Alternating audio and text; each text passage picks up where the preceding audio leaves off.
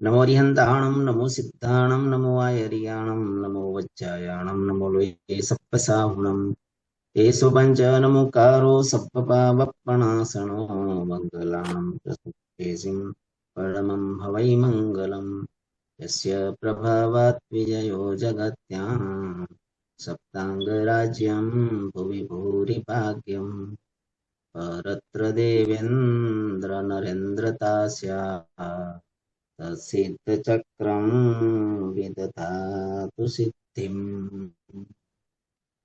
अनंत उपकारी करुणाना सागर एवा वितराग परमात्मा सर्व जीवोना कल्याणने માટે ધર્મરૂપી તીર્થની સ્થાપના કરતા હોય છે। પ્રભુએ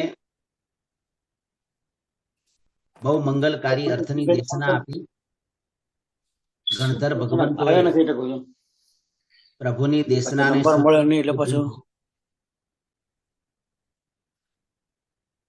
આવી સરસ મજાની એક એક સૂત્રોની અંદર સમ્યક દર્શનની પ્રાપ્તિ કઈ રીતે થાય એના સુંદર મજાના માર્ગો મહાપુરુષોએ આપણને બતાવ્યા છે।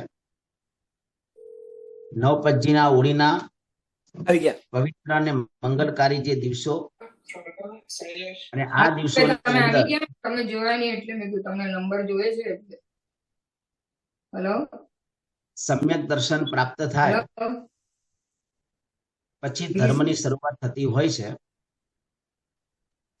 સમ્યક દર્શન પદ એ મેઇન પદ છે। સમ્યક દર્શન પદને મેળવવા માટે આપણે પહેલા તો સરળ બનવું પડે। જ્યાં સુધી જીવનમાં સરળતા નહીં આવે ત્યાં સુધી સમ્યક દર્શનની પ્રાપ્તિ નહીં થાય। 24 तीर्थंकर भगवंतोना भवो ની ગણતરી સમ્યક દર્શન પ્રાપ્ત થયા પછી થઈ।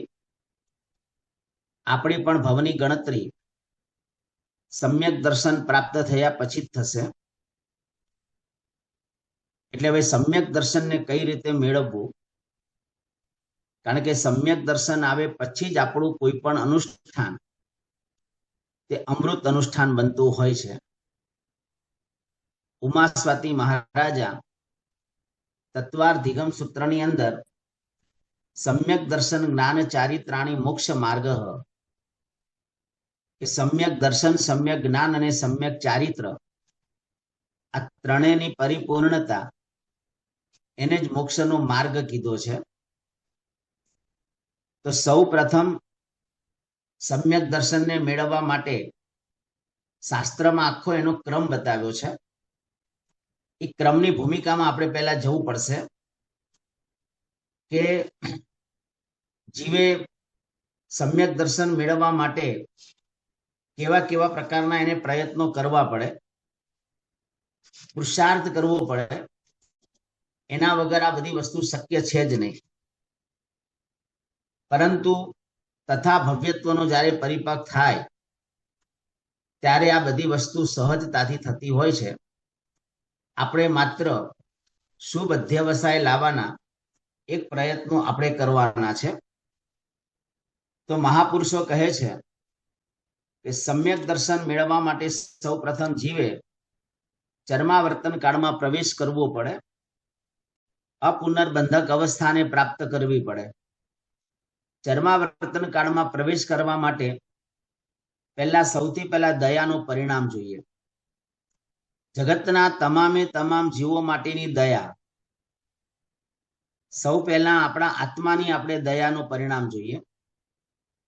आपणे कोई एवी प्रवृत्ति आपणा जीवनमां न थाय के जे आपणो आत्मा विशेष कर्म बंधनो भारी बने।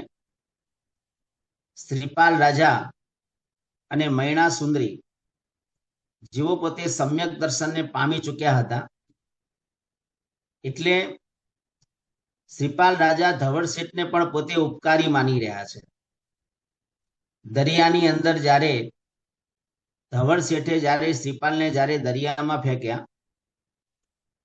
एक दिवस पछी आखी रात जारे दरियामां रह्या अने बीजा दिवसे एमनुं प्रचंड पुण्यना कारणे मंत्री पद पण प्राप्त थयुं। महीना पछी એ જ ધવળ શેઠ જ્યારે શ્રીપાલ રાજાને જ્યારે મળ્યા પણ ખરા, છતાં પણ શ્રીપાલ રાજાને ધવળ શેઠ પ્રત્યેનો દુર્ભાવ નથી. એમ એટલે ક્ષમા માગવી, ક્ષમા આપવી અને ક્ષમા રાખવી. મેન તો ક્ષમા રાખવાની છે. જો ક્ષમા આપીએ છીએ તો સામેના વાળાને આપણે ગુનેગાર ગણીએ છીએ, માટે આપણે ક્ષમા આપીએ છીએ. સંકિતને પામેલો આત્મા 24 કલાક સતત ક્ષમાના જીવનની અંદર જ હોય. એમ શ્રીપાલ રાજાને ધવળ માટેનો જરા પણ દુર્ભાવ નથી. એમ ધવળ શેઠ માટેનો એટલો જ અહોભાવ છે. ડુંબ જાતિનું કલંક આપ્યું, છતાં એમ જ માને છે મારો ઉપકારી છે. એટલે ઉપકારીઓના ઉપકારોને યાદ કરવા, ઉપકારીઓના ઉપકારોને નું સ્મરણ કરવું, ઉપકારીઓ પ્રત્યે ક્યારે અપકાર ન કરવો, આ સમ્યક દર્શનનું લક્ષણ છે. બસ આપણો ગોલ આ જ હોવો જોઈએ. પછી જ આપણા બધા અનુષ્ઠાનો અમૃત અનુષ્ઠાન બનતા હોય છે. મૈણા અને શ્રીપાલની નવપદની જે ભક્તિ હતી, કેવી ઉત્કૃષ્ટ કોટીની અમૃત અનુષ્ઠાન હતું. માત્ર અમૃષ્ટાનનું એક જ લક્ષ્ય, કર્મની નિર્જરા કઈ રીતે થાય. અનુષ્ઠાન અલગ અલગ પ્રકારના લક્ષ્યથી લોકો કરતા હોય છે. કેટલાક આ ભાવમાં સુખની પ્રાપ્તિ થાય માટે અનુષ્ઠાન કરે, કેટલાક પરભાવમાં મને સુખની પ્રાપ્તિ થાય આ લક્ષ્યથી અનુષ્ઠાન કરે. આ બધાને વિષ અને ગરલ અનુષ્ઠાન કહેવાતા હોય છે. આત્મલક્ષી જો અનુષ્ઠાન કરવામાં આવે એને જ અમૃત અનુષ્ઠાન કહેવામાં બતાવ્યું છે. અને આપણે એ ભૂમિકાએ જવાના પ્રયત્નો આપણે કરવાના છે. તો એના માટે અનુષ્ઠાનને આપણે સમજવા પડે. જ્યાં સુધી અનુષ્ઠાનને સમજશું નહીં, ત્યાં સુધી આપણું આત્મલક્ષી અનુષ્ઠાન ક્યારે બનશે નહીં. મૈણા સુંદરીની પાસે અભ્યાસ હતો, ત્યારે પોતે આ ભૂમિકાએ પોતે પહોંચી શક્યા છે. આપણે તસ્સૌત્રી સૂત્ર બોલીએ છીએ. તસ્સૌત્રી સૂત્રમાં 4 કરણ બતાવ્યા છે. તો સમ્યક દર્શન જીવ જ્યારે પામે એની પહેલા 4 કરણની ભૂમિકામાં જાય. એની પહેલા આપણે વિચારી લઈએ કે ચર્માવર્તન કાળમાં જીવને પ્રવેશ કરવો હોય, ચર્માવર્તન કાળ એટલે છેલ્લું આવર્ત. અત્યાર સુધી જીવે અનંતા પૂતગલ પરાવર્તનો પોતે પૂરા કર્યા. એક પૂતગલ પરાવર્તનની અંદર અનંત ઉત્સર્પિણી અને અનંત અવસર્પિણીનો કાળ પસાર થાય છે. શાસ્ત્રની અંદર દવ્ય ખિત્તે કાલે દ્રવ્યથી પૂતગલ પરાવર્તન, ક્ષેત્રથી પૂતગલ પરાવર્તન, કાળથી પૂતગલ પરાવર્તન ને ભાવથી પૂતગલ પરાવર્તન, આવા દરેકની અલગ અલગ અલગ અલગ વ્યાખ્યાઓ બતાવી છે. બહુ ડીપનો વિષય છે. એના માટે આપણે કર્મગ્રંથનો થોડો અભ્યાસ જોઈએ, ત્યારે જ આપણને આ બધી વસ્તુઓનો આપણને સમજ પડે. સમ્યક દર્શન આવ્યા પછી જીવનો અર્ધ પૂતગલ પરાવર્તન જેટલો સંસાર બાકી રહે, અને એ અર્ધ પૂતગલ પરાવર્તન, તે પૂતગલ પરાવર્તન કોને કહેવાય એને આપણે સમજવું પડે. બહુ વિશિષ્ટ કોટીની આ વાત છે બધી. તો મહાપુરુષો એક જ કહે છે, મેં પહેલા જ કીધું કે એક પૂતગલ પરાવર્તનમાં અનંત ઉત્સર્પિણી અને અનંત અવસર્પિણી પસાર થઈ જાય છે. તો ચર્માવર્તન કાળમાં જીવનો જ્યારે પ્રવેશ થાય ત્યારે માત્ર છેલ્લું એક પૂતગલ પરાવર્તન બાકી રહે. ત્યાં સુધી પણ જીવ હજુ સંકિત ન પામે. ચર્માવર્તન કાળમાં અડધો કાળ પૂરો થાય પછી જીવ ગમે ત્યારે સંકિત પામી શકે અર્ધ પૂતગલ પરાવર્તનના કાળમાં. તો ચર્માવર્તન કાળમાં પ્રવેશ કરવા માટે 3 લક્ષણો બતાવ્યા છે. પહેલું લક્ષણ બતાવ્યું દયાનો પરિણામ, એટલે દરેક જીવો માટેની દયા જોઈએ. દરેક જડ પદાર્થ માટે પણ દયા જોઈએ. જેમ જીવ પ્રત્યે દ્વેષ આવે છે તેમ અજીવ પ્રત્યેનો પણ રાગ છે, એટલે અજીવ પ્રત્યે પણ ક્યારેક દ્વેષ આવે. ખરા ટાઈમે જો મોબાઈલ બંધ પડી ગયો તો મોબાઈલ પર પણ ગુસ્સો આવે. ખરા ટાઈમે પેન લખતા લખતા બંધ પડી ગઈ તો પેન ઉપર પણ ગુસ્સો આવે. તો જળ પદાર્થ પ્રત્યે પણ ગુસ્સો નહીં જોઈએ, અને જીવ માટે પણ કોઈ ગાંઠ નથી બાંધવાની. એટલે દયાનો પરિણામ આ ચર્માવર્તન કાળનું પહેલું લક્ષણ છે. બીજું છે સંસાર પ્રત્યેની ઉદાસીનતા. સંસારમાં રે ખરો, પણ સંસાર એને ગમે નહીં ક્યારે. આપણને સંસારમાં આસક્તિ નહીં હોવી જોઈએ. શાંતિનાથ ભગવાને ચક્રવર્તી હતા.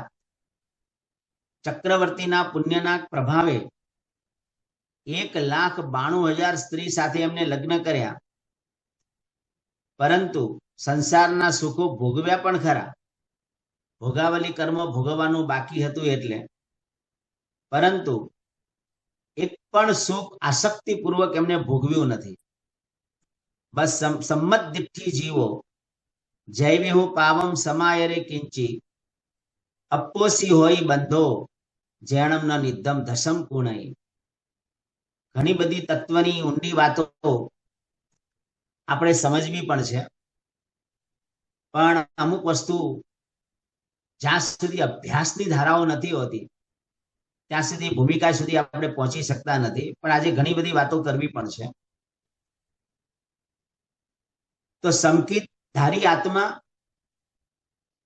કોઈ પણ જેને કહી શકાય પાપની પ્રવૃત્તિ કરે, પણ કર્મનો બંધ બહુ જ અલ્પ પડતો હોય છે. કારણ કે તીવ્ર ભાવે ક્યારે પાપ કરે નહીં, ખાલી કરવા ખાતર જ એનું પાપ હોય છે. એટલે આપણું બધાનું લક્ષ્ય એક જ હોય એમ. અને ત્રીજા નંબરનું લક્ષણ બતાવ્યું ઔચિત્યનું પાલન. જ્યાં જ્યાં ઔચિત્યો જાળવાના છે ત્યાં બધા જ ઔચિત્યનું પાલન આપણે પણ કરવાનું છે. આ કહેવાય છે કે ચર્માવર્તન કાળમાં પ્રવેશ કરવા માટેનું આ એક માર્ગ બતાવ્યો છે. હવે આપણે જાતે વિચારી લો કે આપણા જીવનની અંદર કઈ કઈ ભૂમિકાઓ છે. બસ જ્યાં સુધી સમ્યક દર્શન પ્રાપ્ત ન થાય ત્યાં સુધીની બધી જ ક્રિયાઓ એકડા વગરના મીંડા જેવી છે. એમાં સકામ નિજરા થતી જ નથી. એટલે હવે સંકેત મેળવવા માટેના 4 કરણ બતાવ્યા છે. જો અમુક ચીજ એવી છે બોર્ડ પદ્ધતિથી સમજાવવી પડે, સામે બોર્ડ પણ રાખવું પડે, અને બોર્ડ પદ્ધતિથી આખી ખબર પડે કે મિથ્યાત્વની ગાંઠ કેવી રીતે ઓગાળવાની છે. મિથ્યાત્વ કેટલું ગાઢ અંદર પડેલું છે. કારણ કે જિદ્દી સ્વભાવ આ એક જાતનું મિથ્યાત્વ છે. 5 પ્રકારના મિથ્યાત્વ બતાવ્યા છે. અભિગ્રહિક મિથ્યાત્વ, અનભિગ્રહિક મિથ્યાત્વ, આભિનિવેશિક મિથ્યાત્વ, સાંશયિક મિથ્યાત્વ અને અનાભોગિક મિથ્યાત્વ. આ 5 મિથ્યાત્વને આપણે પેલા ઓગાળવા પડશે. અભિગહ્ય, મણભિગહ્ય, ભિન્નિવેશીય, સંશય, અનાભોગમ, આ બધા શાસ્ત્રોના પાઠો બતાવ્યા છે. અભિગ્રહિક મિથ્યાત્વ એટલે ખોટી પકડતા, પકડતા પકડી રાખે કે આમ જ કરીશ. ઘણીવાર આપણે સંસારના પ્રસંગમાં પણ પકડતા પકડી રાખીએ. હા, પકડતા ક્યારે નથી પકડવાની. બસ આપણે પણ આપણા સ્વભાવને આપણે નોર્મલ રાખવાનો છે. સામેવાળો વ્યક્તિ કદાચ ન સમજે તો એને આપણે છોડી દેવાનો છે. ધર્મ માટેની, સત્ય ધર્મ માટેની આપણી પોતાના માટેની પકડતા હોવી જોઈએ કે આ ધર્મ જે સાચો છે એ મારે કરવાનો છે. પણ બીજી બધી પકડતા જે કહેવાય એને આપણે છોડી દેવાની છે. નહીતર આપણું અભિગ્રહિક મિથ્યાત્વ કહેવાય. ઘણા લોકો પોતાને ખબર છે કે ભાઈ પોતે ખોટા છે, પણ છતાં જેને કહી શકાય કે ના પોતાની પકડતા પકડી રાખે, તો આ બધું મિથ્યાત્વ છે. બધા ધર્મો સાચા આવું માનવું એ પણ એક મિથ્યાત્વ છે. બધા ધર્મો સાચા એવું પણ આપણે સ્વીકારવાનું નથી. ઘણીવાર ખોટો ધર્મને પણ આપણે સાચો ધર્મ માની બેસીએ. આ પણ એક મિથ્યાત્વ છે. આભિનિવેશિક મિથ્યાત્વ એટલે શાસ્ત્રો પોતે માને છે પરંતુ સ્વીકારતો નથી. કહેવાય છે એવા પણ શાસ્ત્રમાં દ્રષ્ટાંતો બતાવે છે. રોહગુપ્તાચાર્ય, આ બધાને આભિનિવેશિક મિથ્યાત્વ હતું. ગોસાળો, આ બધાને આભિનિવેશિક અંદર મિથ્યાત્વ પડેલું હતું. શાસ્ત્રોની જાણકારી બહુ હતી પણ છતાં કોઈ કારણવશાત પોતાનો મત પકડી રાખ્યો. રોહગુપ્તાચાર્ય પોતે જાણતા હતા, વાદ વિવાદ કરવા માટે ગયા અને જીવ અજીવ અને નો જીવ, બસ એવી નો જીવ ઉપર એમને જે પકડી રાખી. પોતાને ખબર છે આ ખોટું છે, છતાં પણ એને પકડી રાખી. નાનાવણીય કર્મનો ક્ષયપસમ બહુ પાવરફુલ હતો, એમાં એમની જીત તો થઈ ગઈ, પણ આ એક જાતનું મિથ્યાત્વ છે. પ્રભુના વચનમાં શંકા કુશંકાઓ કરવી, આ પણ એક મિથ્યાત્વ છે. નવતત્વને ન માનવું, આ પણ એક મિથ્યાત્વ છે. જીવનમાં કોઈ પણ કર્મનો ઉદય આવે છે, બસ મારા કર્મથી આ જીવનમાં ઉદય આવ્યો છે. મેં કોઈ ભવની અંદર એવું પાપ બાંધ્યું હશે અને આ કર્મ ઉદયમાં આવ્યું છે. એને કર્મના સિદ્ધાંતનો સ્વીકાર કરવો, આનું નામ સમ્યક દર્શન છે. સૈનિક મહારાજા સાહિક સમ્યક્ત્વને પોતે પામેલા પોતાનો સગ્ગો દીકરો કોણિક રોજના 100 હેન્ટરો મારે છે, છતાં સૈનિકને કોણિક પ્રત્યેનો આંશિક પણ દુર્ભાવ નથી. એમ અને જ્યારે અંધારી કોટડીના જેલની અંદર સગ્ગા દીકરાએ એમને પૂર્યા છે. ચેલણા મહારાણી એક માથામાં પાણી ભરીને લાવે છે. માથું પાણી વાળું છે. છુપી રીતે 2 લાડવા લાવે છે. અંધારી કોટડીમાં ચેલણા મહારાણી પોતાના સ્વામીને મળવા જાય છે. 2 લાડવા ખવડાવે છે. માથાના વાળ છૂટા કરીને એમાંથી નીતરતું પાણી સૈનિક રાજા પીવે છે. ચેલણા મહારાણી ધ્રુસકે રડતા રડતા કહે છે, સ્વામીનાથ, આપના દુઃખને જોઈ શકાતું નથી. તે વખતે સૈનિક મહારાજા એક જ કહે છે કે હો મા સતી, તમારા થકી તો હું ધર્મ પામ્યો છું, કોણિકનો કોઈ દોષ નથી. મેં અત્યારે યાદ નથી, કોઈક ભવની અંદર બાંધેલા જે કર્મ છે તે કર્મ ઉદયની અંદર આવ્યા છે. કોણિક તો માત્ર નિમિત્ત બનીને આવ્યો છે. આટલો આંશિક પણ દુર્ભાવ નહીં. બસ આનું નામ સમ્યક દર્શન. સમ્યક દર્શન આવે પછી જ આપણું અનુષ્ઠાન અમૃત અનુષ્ઠાન બને. બસ પ્રતિક્રમણ કરીએ છીએ, આપણું અનુષ્ઠાન અમૃત છે કે નહીં આપણે જાતે ચેક કરવાનું છે. એ ત્યારે જ થશે આપણી પાસે અર્થનું જ્ઞાન હશે ત્યારે. જો અર્થનું જ્ઞાન નહીં હોય તો આપણું અનુષ્ઠાન અમૃત અનુષ્ઠાન પણ નહીં બની શકે. એટલે કીધું, અંદરનો પડેલો જે મિથ્યાત્વનો જે કાંટો છે એને આપણે દૂર કરવાનો છે. અને છેલ્લે અનાભોગિક મિથ્યાત્વ એટલે અજ્ઞાન અવસ્થા. આ 5 પ્રકારના જે મિથ્યાત્વ છે એ 5 પ્રકારના મિથ્યાત્વને આપણે ઓગાળવાના છે. અને કઈ રીતે ઓગળશે તેના માટે તસ્સ ઉત્તરી સૂત્ર મહાપુરુષે બતાવ્યું છે. ઘણીવાર આ સૂત્રનો આપણે અભ્યાસ કર્યો, ઘણીવાર આપણે આ સૂત્ર બોલીએ પણ છે, પણ આ સૂત્રની ભાવધારામાં આપણે નથી ગયા. તસ્સ ઉત્તરી સૂત્રમાં 4 કરણ મૂક્યા છે. ઉત્તરીકરણ, પ્રાયશ્ચિત્તકરણ, વિશોધીકરણ અને વિસલ્લીકરણ, 4 કરણ મૂક્યા છે. તેમ સમ્યક દર્શન પામતા પહેલા જીવ 4 કરણ કરે.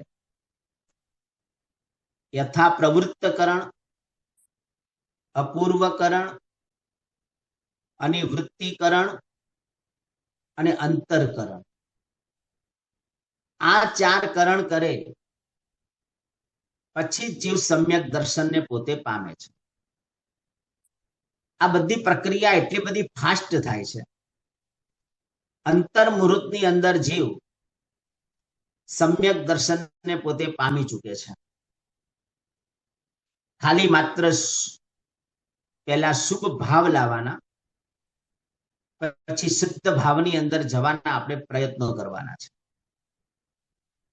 તસ્સ ઉત્તરીકરણ, આલોચના, નિંદા એટલે યથા પ્રવૃત્તકરણ એટલે શું? ગમે તેમ ગમે તે શુભ અધ્યાવસાય આવે કે ના આવે ને ક્રિયા કરી લેવી. એકવાર ક્રિયા કરવી આને યથા પ્રવૃત્તકરણ કહેવાય. ભલે ભાવ આવે કે ન આવે, ભલે ભાવ વગરની પણ ક્રિયા એકવાર કરી લેવી. વંદિતું સૂત્ર બોલતા બોલતા બોલીએ પડિક્કમે દેશીયમ સબ્બમ, આ એક આલોચના છે. ભલે ભાવ નથી આવતા છતાં પણ એકવાર ક્રિયાની ભૂમિકામાં જવું, આને તસ્સ ઉત્તરીકરણ કહેવાય. તસ્સ ઉત્તરીકરણ કર્યા પછી જ્યારે યથા પ્રવૃત્તકરણની ક્રિયા જ્યારે કરે, પ્રતિક્રમણ કરતા કરતા કરતા કરતા કરતા કરતા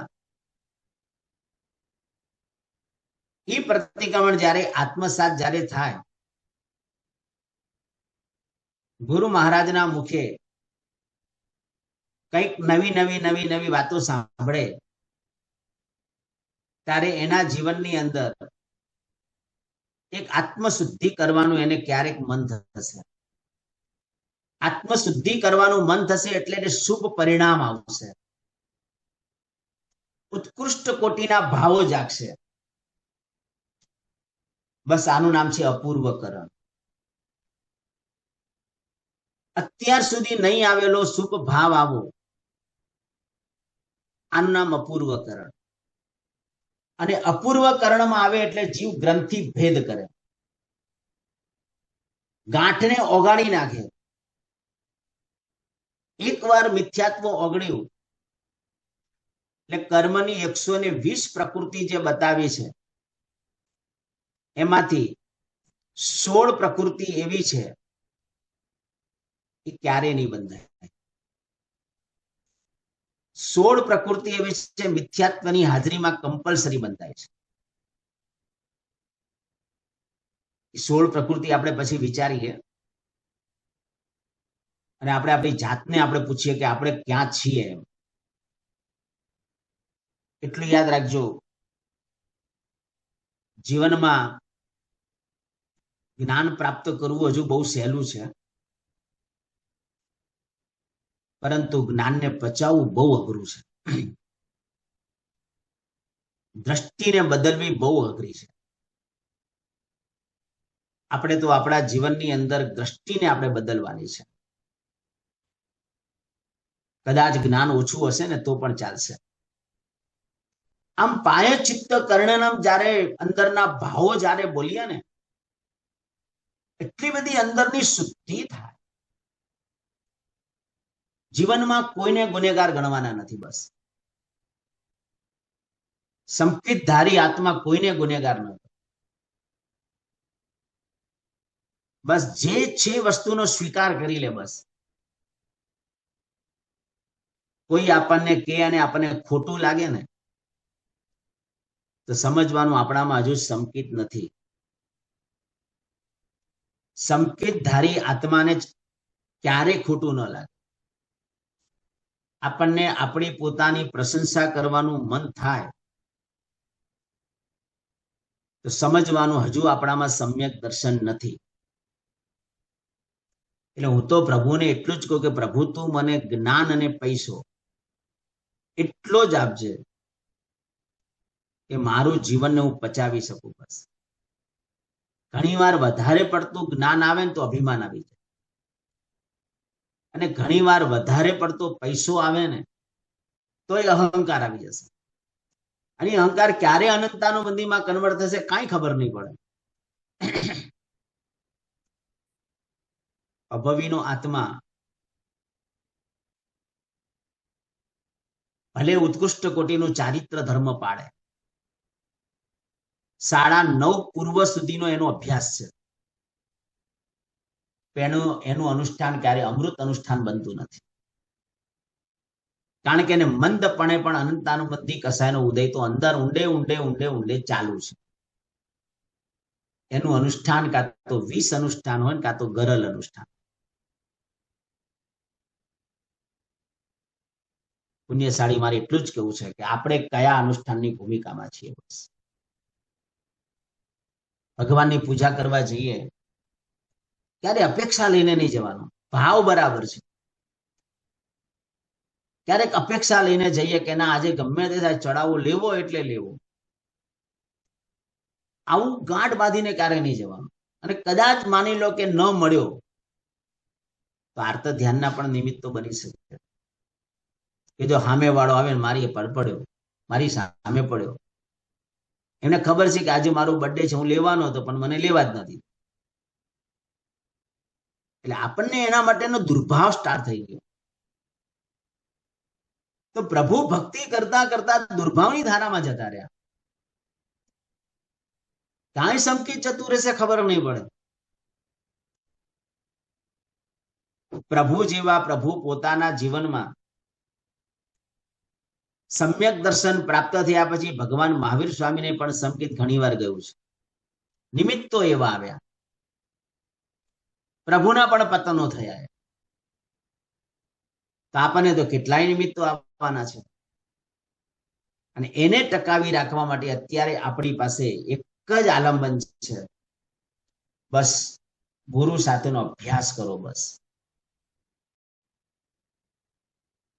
અપૂર્વ કરણમાં જીવ ત્યારે જ પ્રવેશ કરે એકદમ ઉત્કૃષ્ટ કોટીના શુભ ભાવ આવે ત્યારે. પછી અનિવૃત્તિકરણમાં ત્યારે જ પ્રવેશ કરે એના કરતા ભાવ ઉત્કૃષ્ટ કોટીના આવે. આ બધું સહજતાથી થાય. વિશ્વહીકરણ એકદમ મનની વિશેષ શુદ્ધિ થાય જે અનિવૃત્તિકરણમાં પ્રવેશ કરે છે. હવે નિવૃત્તિ લેવાની નથી, સંકેત લીધા વગર હવે પાછો જવાનું નથી. અને વિસલ્લીકરણેણમ શલ્ય રહિત એકદમ જેને કહી શકાય પવિત્ર કારણ, માયા શલ્ય, નિયાણ શલ્ય અને મિથ્યાત્વ શલ્ય ઓગાળી નાખે ત્યારે જીવ અંતરકરણમાં પ્રવેશ કરી અને જીવ પહેલા ઔપસમિક નામનું સમ્યક્ત્વ પ્રાપ્ત કરે છે.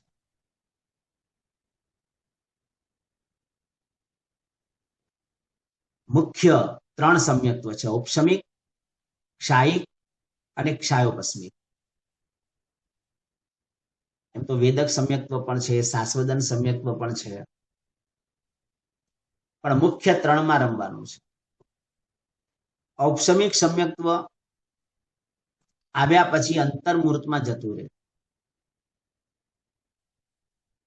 ઔપસમિક સમ્યક્ત્વ જીવ જ્યારે પ્રાપ્ત કરે છે ત્યારે અનંતાનુબંધી 4 કષાય સમ્યક્ત્વ મોહનીય, મિશ્ર મોહનીય અને મિથ્યાત્વ મોહનીયને દબાવી દે છે. ક્ષાયોપસ્મિક સમ્યક્ત્વ પ્રાપ્ત કરે 66 સાગરોપમ સુધી આ સમ્યક્ત્વ રહે છે.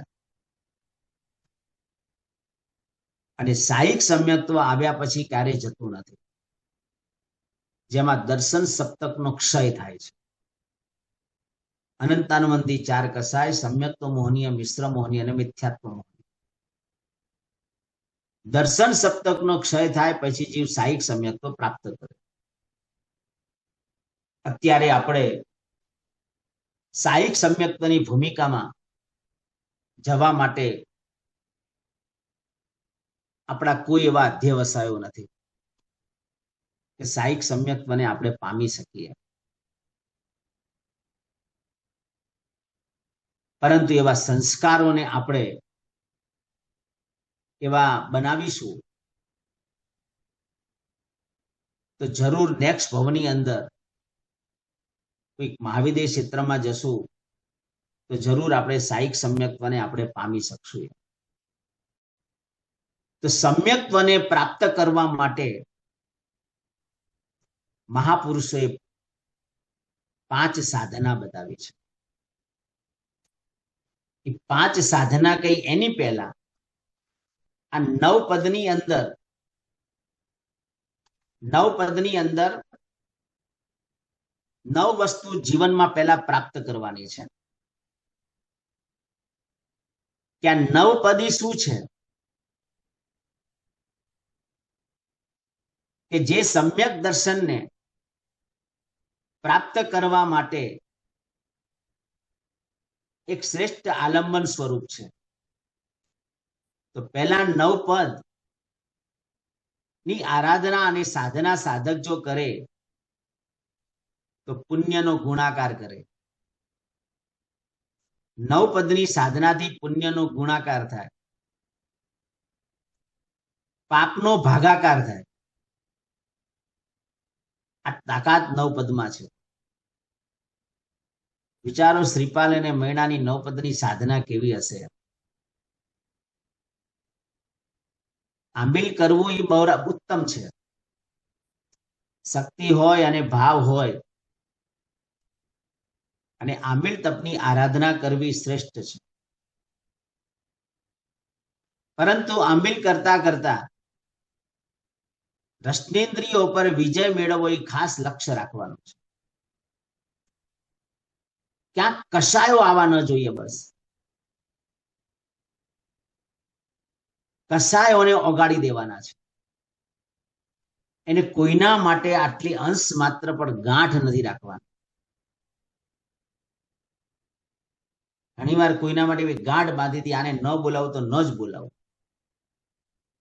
આવી કોઈ ગાંઠ નહીં હોવી જોઈએ. એટલે આ 9 પદ પાપનો ભાગાકાર કરે, દોષનો બહિષ્કાર કરે. જો આપણે 9 પદના 9 દિવસના પ્રવચનની ધારા ને 10મો દિવસ 10 દિવસની પ્રવચનની ધારા ને મેં પહેલા જ કીધેલું કે કોઈ પણ વિષયને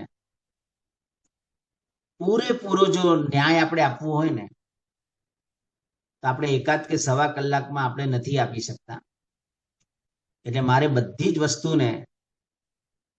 વસ્તુને આવરવાની હોય છે.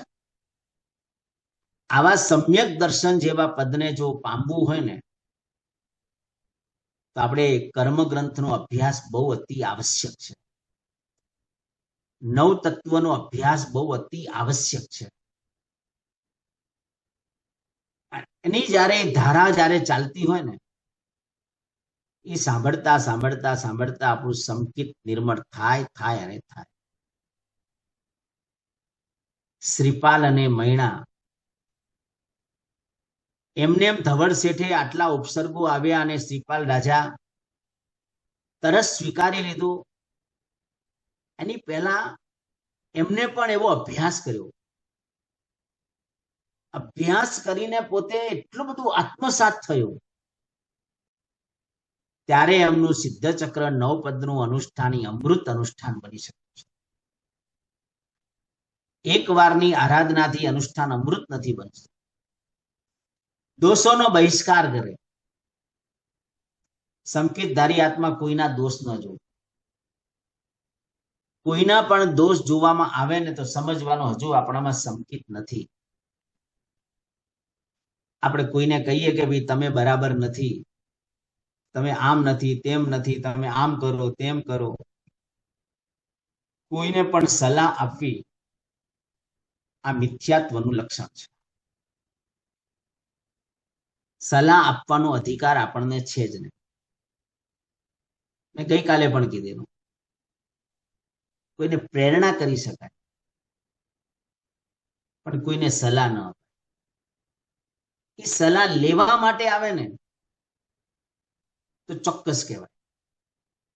એ પણ એની યોગ્યતા પ્રમાણે કહેવાય. ડોક્ટર પાસે જઈએ સામેથી, ડોક્ટર દવા આપે, પણ ડોક્ટરને ખબર છે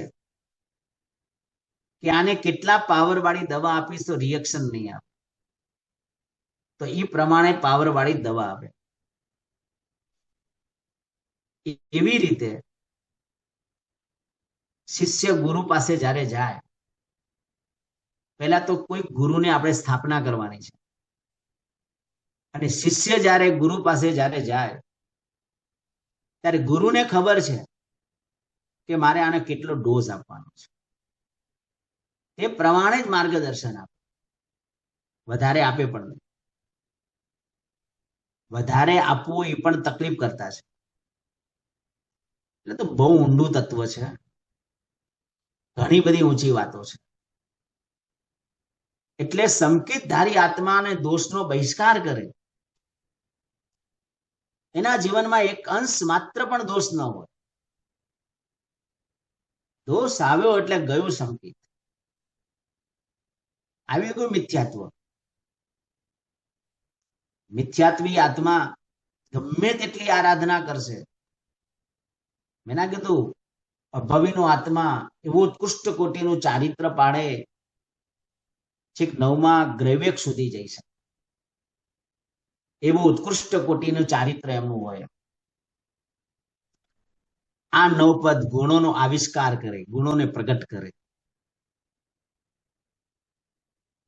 ગુણોને પ્રગટ કરવાનું સત્વ 9 પદની અંદર છે.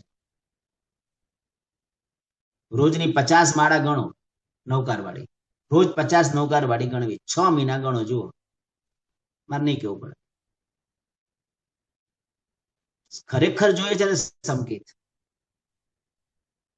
મૌનની સાધનામાં જતા રહો, કોઈને કાંઈ કહેવાનું નહીં. જમવા માટે બેઠા, જે આવે એ સ્વીકારી. આંબીલ કરવા માટે ગયા, ગરમ રોટલી આવે, ઠંડી રોટલી આવે, ગમે તે આવે, એક્સેપ્ટ કરી લો બસ. અને રોજની 50 માંથી નવકાર વાળી ચાલુ કરો. આખા દિવસમાં જેમ ઓલા દ્રવ્ય ધારીએ ને, દ્રવ્ય 14 નિયમ ધારીએ ને, સચ્ચિત ધારીએ, પછી શું ધારીએ? દ્રવ્ય. તો આપણે દ્રવ્યમાં શું લઈએ? લગભગ વ્યવહારિક અત્યારે કે મારે 50 દ્રવ્ય ખાવા, આ વ્યવહારની ભાષામાં છે. એટલે સાંજ પડે એટલે આપણે 50 દ્રવ્યો ગણીએ. આજે મેં શું શું ખાધું? પાણી વાપર્યું, રોટલી વાપરી, દાળ વાપરી, શાક વાપર્યું, ભાત વાપર્યા, જે પણ હોય એમાંથી માની લો કે 40 દ્રવ્ય વપરાયા. કે 40 વપરાય 10 લાભમાં. બરાબર છે? ના, નથી. હું હજુ ટીપમાં જાઉં. સંકેત ધારી આત્મા હોય ને, દ્રવ્ય ધારે એટલે કયા દ્રવ્ય ધારે? તમે એક પૂતગલ દ્રવ્ય છે, ધર્માસ્તિકાય દ્રવ્ય છે, અધર્માસ્તિકાય દ્રવ્ય છે, આકાશાસ્તિકાય દ્રવ્ય છે, જીવાસ્તિકાય દ્રવ્ય છે, અને કાળ દ્રવ્ય છે. 6 દ્રવ્ય બતાવ્યા છે. એમાંથી ઉદ્ગલાસ્તિકાય નામનું જે દ્રવ્ય છે, એમાંથી શબ્દ પણ એક દ્રવ્ય છે. શબ્દ પૂતગલ દ્રવ્ય છે. તો પૂતગલ દ્રવ્ય એ રીતે ધારે, આજે આખા દિવસમાં કેટલા શબ્દો મારે બોલવા. બોલો, આ દ્રવ્ય આપણે ધાર્યું છે અત્યાર સુધી? 14 નિયમ લઈએ છે. આજે પણ એવા સાધકો આજે પણ છે કે શબ્દરૂપી દ્રવ્યને ધારે. ઓલા દ્રવ્ય તો ધારે છે, 5 દ્રવ્ય વાપરવા, 10 દ્રવ્ય વાપરવા વગેરે, પણ આ પણ દ્રવ્ય ધારે કે મારે આખા દિવસમાં 500 શબ્દો બોલવા, બસ. એનાથી વધારે નહીં બોલવા, કાં તો 1000 શબ્દો બોલવા. કોઈને બોલે ને કેમ છો, 3 શબ્દ થઈ ગયા. આવું ગણે. બોલો, કેટલી ઊંચી સાધના. કાંઈ કરવાનું નથી, ખાલી આ કરો. છો સંકેત હમણાં સંકેત ધારી આત્માનો જે અનુભવ છે ને, એ તો સંકેત ધારી જ પોતે એને માણી શકે. આપણે તો ખાલી સમ્યક દર્શનનું સ્વરૂપ સમજાવી શકીએ. હું તો કોઈ સમજાવવાનો અધિકાર પણ હજુ નથી.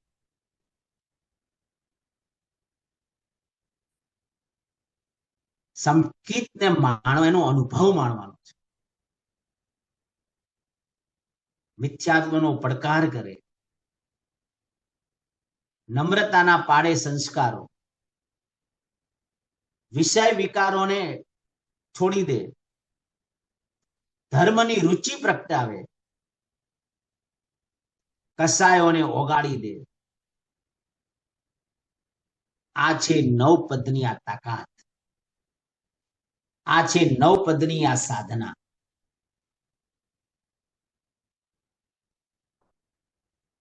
એટલે મહાપુરુષોએ કીધું કે સમ્યક દર્શન મેળવવું હોય એ 5 સાધના કરવી પડે. પહેલા નંબરમાં સમ નામની સાધના. સંકેત છે એની નિશાની શું? અત્યારે આપણી પાસે સમ્યક દર્શન છે, એની નિશાની શું? તો પહેલા નંબરમાં બતાવ્યું સમ. સમ એટલે સમતા. આપણામાં ક્ષમતા કેટલી છે? જમવા માટે બેઠા અને કદાચ 5 મિનિટ લેટ થયું તો ક્ષમતા કેટલી રહે? સંભાવનો પરિણામ કેટલો? બસ. સુવ્રત શેઠ થયો શુદ્ધ શ્રાવક, મૌન ધરી મુખ રહ્યો, પાવક પૂર સઘળો પર ઝાલ્યો, એને કાંઈ ન દઈ. ખંડક મુનિ જોયું કેવી ક્ષમતા. ચડમડ ચામડી તેહ ઉતારે, મુનિ સમતા રસ જીરે રે, સપક શ્રેણી આરોહણ કરીને કઠિન કર્મને પીરે રે. આ સમ્યક દર્શનનું લક્ષણ. સાધના કરીને આવેલા મહાપુરુષ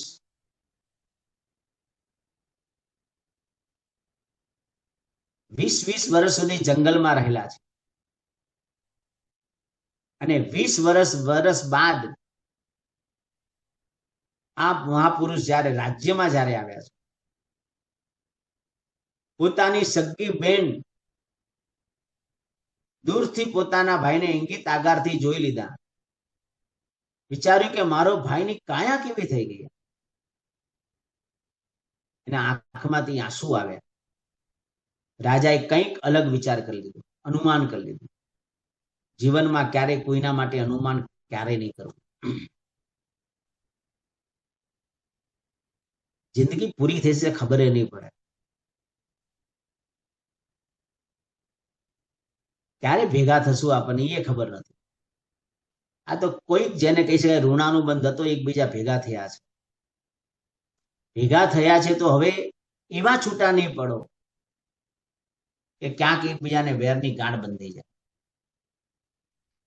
મને તમારી સાથે નથી ગમતો તો ઠીક છે, હું દૂર રહું. સ્વભાવ નથી જામતો તો કઈ વાંધો નહીં, પણ મારે તમારા માટે ખરાબ બોલવાનું મને કોઈ રાઇટ્સ જ નથી. કોઈના માટે ખરાબ બોલવું એ મિથ્યાત્વ છે, બહુ ઊંચું તત્વ છે. રાજાએ હુકમ કરી દીધો, સેવકને કીધું કે સામે ઓલા સાધુ છે અને જીવતા જાગતા ચામડી ચીરીને લઈ આવો. સેવકો આવ્યા. સેવકોએ કીધું કે રાજાનું આજ્ઞા છે માટે અમે આવ્યા છે. ખંડક મુનિએ તરત સ્વીકાર ભાવ લઈને કીધું તમને તકલીફ ન પડે તે રીતે. મુનિવર મન માહી આણંદ્યા, પરિસ આવ્યો જાણી રે, કર્મ ખપાવાનો અવસર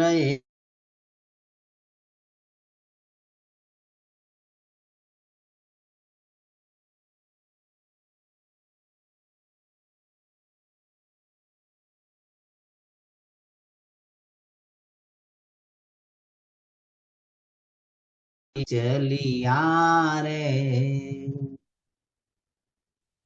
શું મહાપુરુષોની સાધના. મુનિ અંદરથી આનંદને પામેલા છે. કેવો સંભાવ, કેવો સંભાવ. દ્રષ્ટાંત બોલવા મારા માટે પણ બહુ ઈઝી છે. જ્યાં સુધી આ દ્રષ્ટાંત મારું પણ આત્મસાત નહીં થાય ને, તો પણ આ જીવન મારા માટે પણ એક નકામું છે.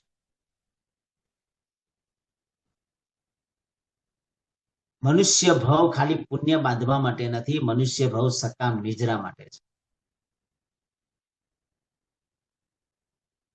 આપણું ગોલ અને આપણું લક્ષ્ય મોટા ભાગે બસ કોઈ પણ ધર્મની આરાધના કરી અને પુણ્ય કેટલું બંધાય. પુણ્ય બંધાય તો પુણ્ય તો પાછું ભોગવવા માટે સંસારમાં પાછો જન્મ લેવો પડશે. એ તો પાછું અનુષ્ઠાન, ગરલ અનુષ્ઠાન થઈ જાય અથવા 20 અનુષ્ઠાન થઈ જાય. પુણ્ય બાંધવા માટે ધર્મની આરાધના નથી કરવાની, ધર્મની આરાધના સકામ નિજરા માટે કરવાની છે. અને સમ્યક દર્શન આવે પછી જ સકામ નિજરા થાય. મુનિ કહે છે તમને તકલીફ ન પડે તે રીતે ઉભો રહો. ચડમડ ચામડી તેહ ઉતારે, મુનિ સમતા રસ ઝીલે રે. વિચારો ચામડી ચીરાતી જાય છે અને મુનિની સમધારા એટલી બધી પરાકાષ્ઠાએ પહોંચે છે કે ન પૂછો વાત. આટલો અંશ માત્ર પણ દુર્ભાવ નહીં. મારા કર્મનો ઉદય આવ્યો છે એવી પણ નહીં, બસ સ્વીકારી લીધું છે. બસ પૂર્વના ભવમાં કર્મ બાંધ્યા છે એ પણ નહીં વિચારવાનું. ઉપકારી છે મારા. વાસ કરે છે આત્મ ઘરમાં, કાઢ્યો અનાદિ કાળ. રૂપ રંગે મને વાલું લાગે, સ્વરૂપ છે વિકરાળ. જીણંદ જીવા રે આવો, મિથ્યાત્વનો કાંટો કાઢો. જીણંદ જીવા રે આવો, મિથ્યાત્વનો કાંટો કાઢો. અંદર પડેલા મિથ્યાત્વના કાંટાને આપણે ઓગાળવાનું છે, કાઢવાનો છે. એટલે સંકેત ધારીની દ્રષ્ટિ આખી બદલાય.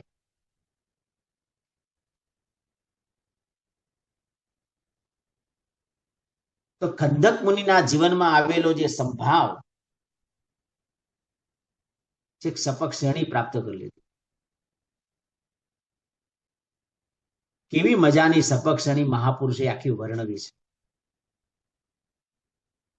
ટંડણ કુમાર જુઓ, બસ કેવો અભિગ્રહ લીધો છે, કેવો અભિગ્રહ. બસ લાભાંતરાય કર્મનો ઉદય, કોઈક મારા નિમિત્તથી બનાવેલું એ વસ્તુ મારે વોરવી પણ નહીં. 6 મહિના સુધી પોતે ગોચરીએ ફર્યા છે, પણ ક્યારે કોઈએ એમના નિમિત્તથી બનાવેલી ચીજો છે નથી લેતા. અને એકવાર એક ગામમાં ગયા ને લાડવા આવ્યા.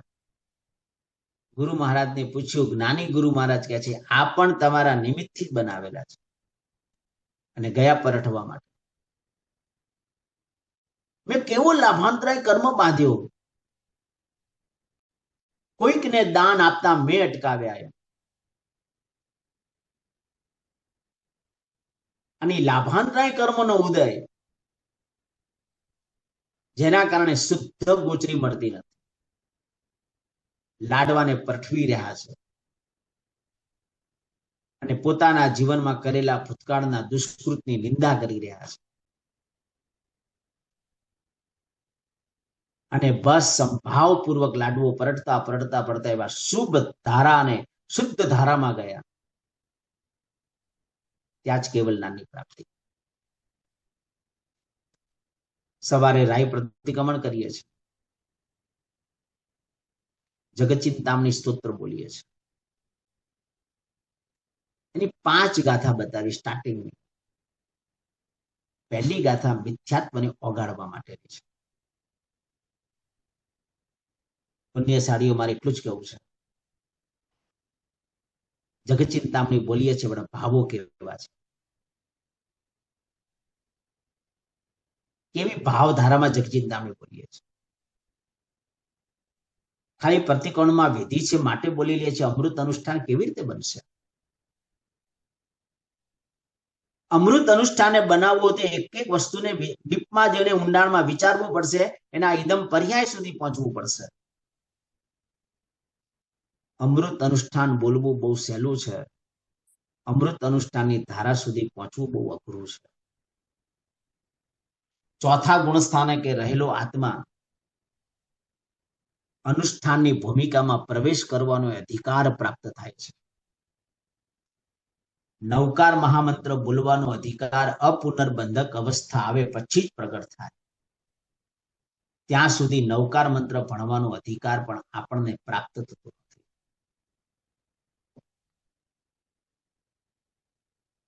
ખાલી બોલી લઈએ છીએ, ઠીક છે, વ્યવહારથી. નિશ્ચયથી જોવા જઈએ તો અપુનર્બંધક અવસ્થા પહેલી પ્રગટ કરવી. એના માટે પહેલા જ મેં કીધું, દયાનું પરિણામ, ઔચિત્યનું પાલન અને સંસાર માટેની ઉદાસીનતાનો ભાવ, આ અપુનર્બંધક અવસ્થાનું લક્ષણ છે. તો જગતચિંતામણીની પહેલી ગાથા મિથ્યાત્વને ઓગાળી દે છે. ત્યારે વિચાર્યું છે આપણે? પહેલા તો બોલો મિથ્યાત્વ કાઢવું છે આપણે, એક નક્કી કર્યું. તો હવે છેલ્લા 3 દિવસ એ ભૂમિકામાં જ છે. પણ જે છે અંદરથી જાણવું છે કે ખરેખર કાઢવું છે. જાણવું અલગ છે અને કાઢવું અલગ છે. એના માટે સર્વ સ્વીકાર ભાવ જોશે જોશે અને જોશે.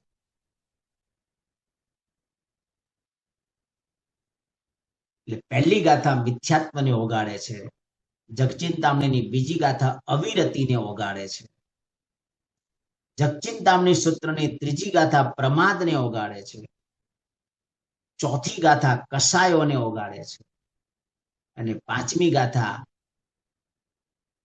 એક આખું જેને કહી શકાય યોગ ઉપર વિજય મેળવીને યોગ નિરોધની પ્રક્રિયાની ભૂમિકામાં આત્માને લઈ જાય છે. આખું યોગ ઉપરનું વિજયની પ્રાપ્તિ પાંચમી ગાથા છે. સવારમાં મહત્વકારી મંગલકારી રાય પ્રતિકરણમાં 2 સૂત્રની ધારામાં ખૂબ જવાનું છે. એક જગતચિંતામણી સૂત્ર અને બીજું ભરહેશ્વર નામનું સૂત્ર. જે શિવ નામક ગણહી પાવપ બંધા વિલયમ જંતી. માત્ર મહાપુરુષોના નામ લો અને આપણા પાપો ઓગળી જાય છે.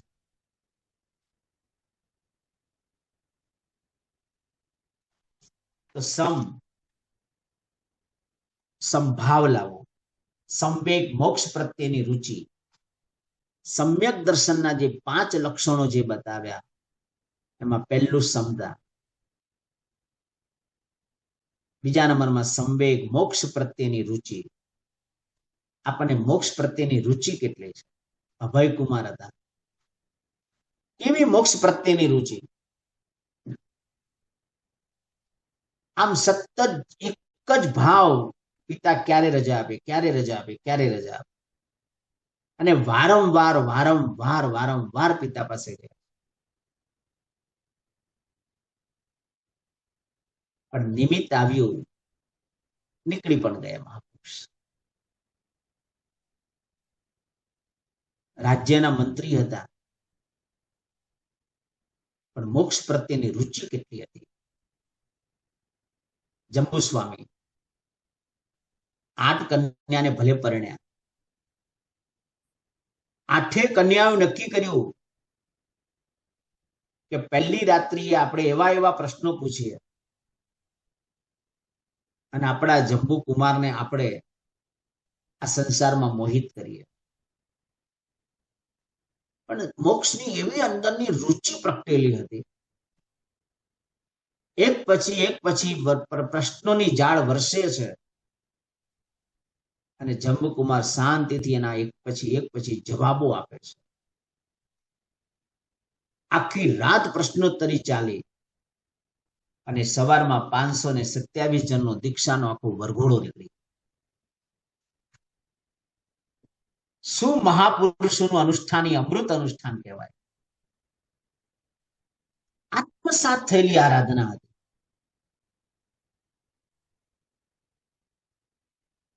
અભય કુમારને પણ એક સંયમ જીવન આત્મસાત થયેલું હતું અંદરથી.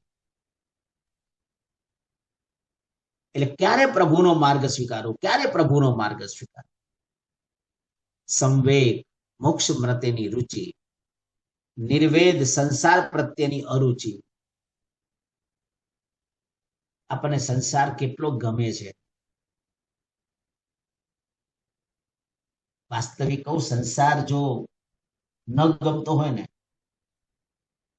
તો આપણે ખરેખર તો ગમે તેવું હોય જ્યાં પંચ મહાવ્રતધારી સાધુનો વાસ હોય ને ત્યાં જ આપણે સ્થિર થઈએ.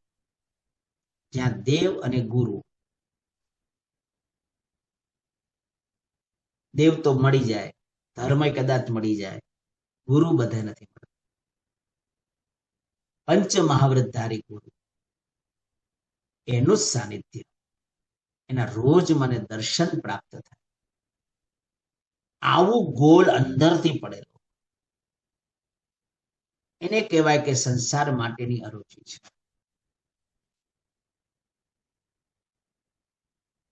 સ્થૂલીભદ્ર જો પુષ્યાના ત્યાં ગયા, 4 મહિના ચાતુર્માસ માટે ગયા. પુષ્યાએ ઘણું બધું કર્યું છે. 32 જાતના મીઠાઈને પકવાનો પોતે પીરસે છે. કોઈ ચીજ બાકી નથી રાખી. સ્થૂલીભદ્રના જીવનની અંદર જે પણ સ્થાન એમને પુષ્યાએ આપેલું હતું, ચારે બાજુ દિવાલમાં જ્યાં પણ નજર કરો ત્યાં એક વિકારો પ્રગટ થાય એવા નિમિત્તોને આલંબનો છે. છતાં એવા સમયમાં પણ સ્થૂલીભદ્રજીએ 4 મહિના માટે એક સૂત્રોની સાધનાની સંવેદનામાં ગયા છે. પુષ્યાને એટલું કીધું, તારે જે કરવું એ કરવાનું, પણ 3.5 હાથની અંદર ક્યારે નહીં આવવાનું. બસ મારી આ એક જ શરત.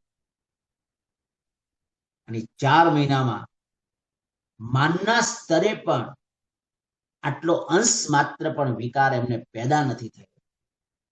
પુષ્યાને પણ તારી દીધી. આને કહેવાય સંસાર માટેની અરુચિ. શાલીભદ્ર જો રોજની 99 પેટી દેવલોકમાંથી આવતી.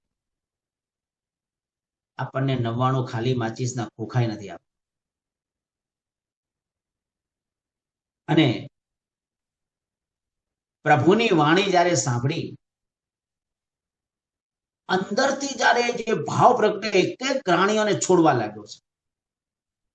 32મા દિવસે 32 રાણીનો ત્યાગ કરી અને પ્રભુનો માર્ગ એમને સ્વીકારી લીધો છે. કેવી મજાની મંગલકારી સાધના. સમ્યક દર્શનને પામી ચૂક્યા છે. સમ્યક દર્શનને પામવું હોય તો સ્વભાવને પહેલા જ બદલવો પડશે. આસ્તિક એટલે પ્રભુના વચનો ઉપરની શ્રદ્ધા. સુલતાને કેવી શ્રદ્ધા હતી. ચંદનબાળા જુઓ, એક મહાપુરુષ, એક મહાસત્યોની તમે સાધના જુઓ. એટલે કે ભરેસર સ્તોત્ર સંકેતધારીનું સ્તોત્ર છે. ભરેસરમાં 100 કથા છે. શક્ય હોય તો રોજ એક એક કથાની સાધના કરો, એક એક કથાની સાધના કરો. એક દિવસ ભરતની કરો, એક દિવસ બાહુબલીની કરો, એક દિવસ અભય કુમારની કરો, એક દિવસ ટંડન કુમારની કરો.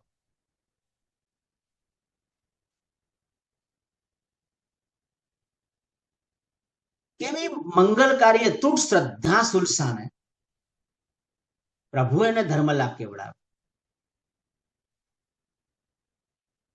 એમની પરીક્ષા માટે અંબડ શ્રાવકે શું કર્યું આપણે જાણીએ છીએ. મારે વાતને લાંબી નથી કરવી, પરંતુ સુલસા પોતે ન ગઈ તો ન જ ગઈ. આ તો બધો આડંબર છે, ખાલી માત્ર મિથ્યાત્વ. એની પરીક્ષા માટે જ કર્યું છે અંબડ શ્રાવક. બસ પ્રભુના વચન પ્રત્યેની અતૂટ શ્રદ્ધા જો જોઈએ તો સુલસા પાસે 32 દીકરાઓ ના મોતના સમાચાર આવ્યા એક જ દિવસે. ચોક્કસ મોહના કારણે થોડો સમય ખાલી ડિસ્ટર્બ થઈ, મોહના કારણે પાછા પોતાના મૂળ સ્વભાવમાં આવી ગઈ. પણ એમાં સંકિત થી પતન નથી થઈ. અને છેલ્લે અનુકંપા એટલે દયા, દાનવીર ચકુરુષા. એટલે સમ, સંવેગ, નિર્વેદ, આસ્તિક્ય અને અનુકંપા, આ 5 લક્ષણો જેના જીવનમાં આવે એટલે સમજવાનું સમ્યક દર્શન અવશ્ય છે. આજે 9 પદનો 6થો દિવસ. ઓમ રીમ નમો દંસણસ્સ પદની આરાધના. સમ્યક દર્શનને મેળવવા માટે 16 પ્રકૃતિથી આપણે સાવધાન રહેવાનું છે. 8 કર્મમાં 16 પ્રકૃતિ એવી છે. એક છે એકેન્દ્રિય જાતિ. આપણને રાગ એકેન્દ્રિયનો વધારે છે. જો ક્યાંય ફરવા જઈએ ને, ફરવા તો કાં તો ઝાડપાન જોવા જઈએ, એટલે કાં તો બગીચામાં જઈએ. બગીચો એકેન્દ્રિય છે. કાં તો પાણી જોવા જઈએ, દરિયા કિનારે જઈએ, કાં તો સ્વિમિંગ પુલમાં જઈએ. આ એકેન્દ્રિયનો રાગ. કાં તો ફર્નિચર સરસ બનાવીએ, આ એકેન્દ્રિયનો રાગ. કાં તો પહાડો જોવા જઈએ, આ બધો એકેન્દ્રિયનો રાગ. આસક્તિ ત્યાં ઉત્પત્તિ, જેવી આસક્તિ તેવી ઉત્પત્તિ. એટલે જાતિ ચતુષ્ક છે, એકેન્દ્રિય, બેન્દ્રિય, તેન્દ્રિય અને ચૌરેન્દ્રિય જાતિ. એનો બંધ મિથ્યાત્વ ગુણ સ્થાનકે છે. આ 16 પ્રકૃતિ એવી છે, મિથ્યાત્વે જ બંધાય, બીજે એક પણ ગુંઠાણે ન બંધાય. એટલે 16 પ્રકૃતિ ખાલી બતાવી દઉં, એનું બહુ ડીપમાં વર્ણન નહીં જાણો કહું. એકેન્દ્રિય જાતિ, એકેન્દ્રિય, બેન્દ્રિય, તેન્દ્રિય અને ચૌરેન્દ્રિય. આ 4 જાતિ ચતુષ્ક પ્રકૃતિ મિથ્યાત્વને બાંધવા માટે નિમિત્તભૂત છે. શાસ્ત્રમાં 16 પ્રકૃતિને મિથ્યાત્વ પ્રત્યેક પ્રકૃતિ બતાવી છે. નરક ગતિ, નરકાનું પૂર્વી અને નરકનું આયુષ્ય. નરક ગતિ કઈ રીતે બંધાય? તીવ્ર સંક્લિષ્ટ પરિણામ આવે, તીવ્ર ક્રોધ પેદા થાય, કોઈની સાથે 12 મહિના સુધીની ગાંઠ બાંધી દઈએ, 12 મહિના સુધીનો અહંકાર તીવ્ર ભાવે હોય, માયા, પોલિટિક્સ રમીએ, કોઈ સત્તા મેળવવા માટે પોલિટિક્સ મેળવે, મારી સત્તા જવી ન જોઈએ, બસ એના માટે પોલિટિક્સ રમવું. ખબર નથી ક્યાં ભટકાઈ જશું, એ ખબર નહીં પડે. આ બધું નરક ગતિએ બાંધવા માટેના નિમિત્તો છે બધા. કારણ કે અનંતાનો મંદી કસાય, અનંતાનો મંદી જન્ય હોય અને આયુષ્ય બંધાય તો જીવ નરક ગતિનું આયુષ્ય બાંધે છે. એટલે સત્તા ટકાવી રાખવા માટે કોઈક આપણી સત્તા મેળવી લેશે એવો અંદરનો ભય હોત એને કેમ પછાડવો અને કેમ માયા રમી લેવી. પ્રતિક્રમણ કરવું બહુ સહેલું છે, પરંતુ પોલિટિક્સ માંથી દૂર રહેવું બહુ અઘરું છે. કદાચ લોકો ઉલ્લુ બનાવશે, ભલે બનાવે, સંકેત ધારી આત્મા પોતાની ધારામાં છે. 12.5 વર્ષના ગાળામાં પ્રભુને પણ બોલો કેટલા લોકોએ ઉલ્લુ બનાવ્યા છે. પ્રભુને શું નથી બોલ્યા એમ? પ્રભુને ગાંડાએ કીધા, પ્રભુને પથરા પણ માર્યા, શું નથી કર્યું એમ કહો. છતાં પણ પ્રભુએ બધું સ્વીકારીને નીકળી ગયા. પ્રભુ તો અનંત શક્તિના સ્વામી હતા. સંગમ જ્યારે ભગવાનને આટલા ઉપસર્ગ કરવા માટે આવે છે, પ્રભુએ ખાલી એક આંખ ખુલી હોત ને, આંખ, એટલે સંગમ ભાગી ગયો હોત. પ્રભુએ એવું પણ નથી કર્યું.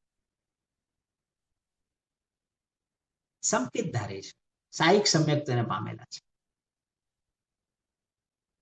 સંકેત ધારી આત્મા અલગ જ હોય.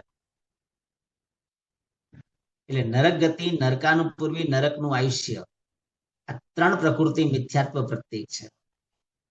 3 એકેન્દ્રિય જાતિ, બેન્દ્રિય જાતિ, તેન્દ્રિય જાતિ, ચોરેન્દ્રિય જાતિ, આ 4 પ્રકૃતિ મિથ્યાત્વ પ્રત્યેક છે. મિથ્યાત્વ હોય તો જ બંધાય.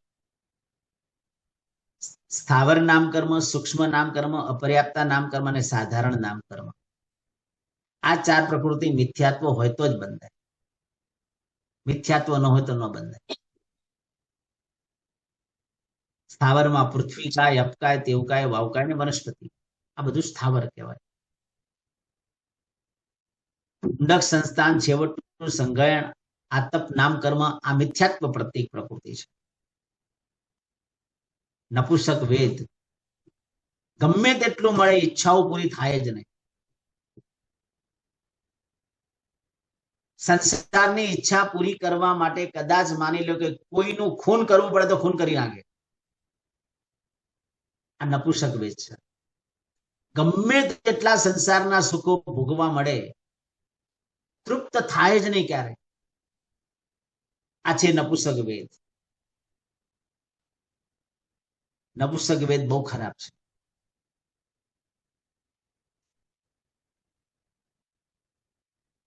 પોતાનું તો ભોગવે પણ બીજાનું પણ ભોગવવાનું મન થાય ને, એ નપુંસક વેદ. નપુંસક વેદને શાસ્ત્રની અંદર દાવાનળની ઉપમા બતાવે છે. દાવાનળ કેમે બુઝાય નહીં, તેમ નપુંસક વેદને પામેલો આત્મા ઈચ્છાઓ ક્યારે પૂરી થાય જ નહીં, સંતોષ જીવનમાં ક્યારે આવે જ નહીં.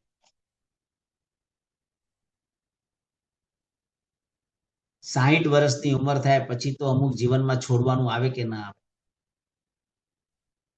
તો એ બોલો આપણને હજુ ઈચ્છાઓ કેટલી બધી છે.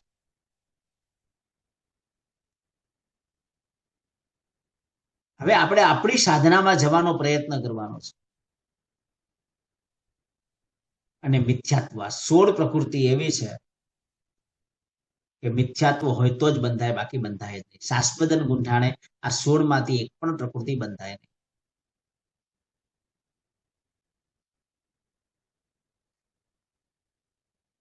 તો આ સમ્યક દર્શન, ઔપસમિક સમ્યક્ત્વ અંતર્મૂર્તિ વધારે રહેતું નથી. સાહિક સમ્યક્ત્વ એકવાર આવ્યા પછી ક્યારે જતું નથી. ચોથા ગુણ સ્થાનકે સાહિક સમ્યક્ત્વ આવે અને ક્ષાયોપસ્મિક સમ્યક્ત્વ 4 થી 7 ગુંઠાણે હોય, એનો 66 સાગરોપમનો એટલો મોટો કાળ છે. વેદક સમ્યક્ત્વ છેલ્લી એક આવલિકા બાકી રહે ત્યારે વેદક સમ્યક્ત્વ આવે સાયિક સમ્યક્ત્વને પામવાની છેલ્લી એકાવલિકા ત્યારે વેદક સમ્યક્ત્વ આવે.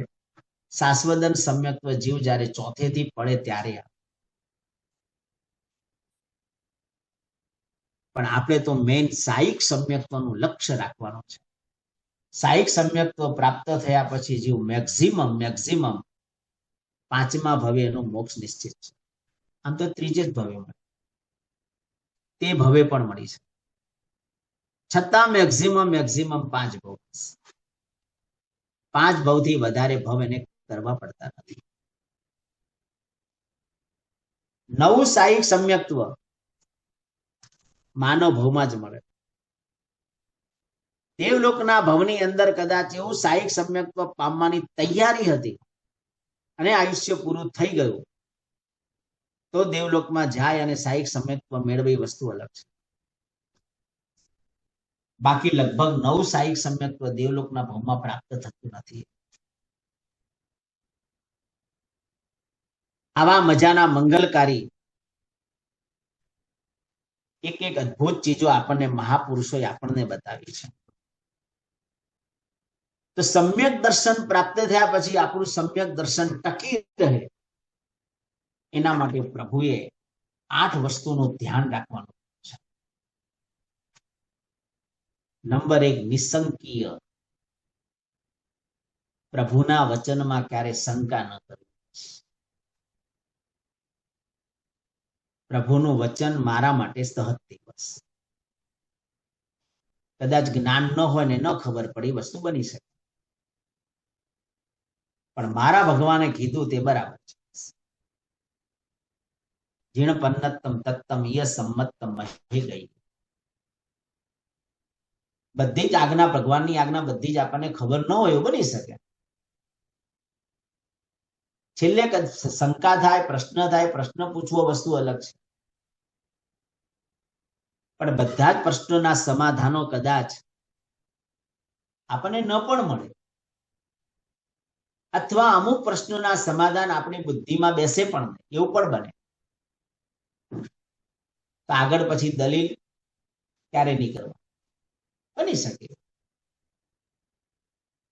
આપણો એવો ક્ષય પસંદ નથી, કાં તો એટલું આપણી પાસે વિશિષ્ટ કોટીનું જ્ઞાન નથી કે આપણે વિષયને આપણે સમજી શકીએ. અને અમુક વસ્તુ તો આપણે શ્રદ્ધાથી સ્વીકારવી જ પડે.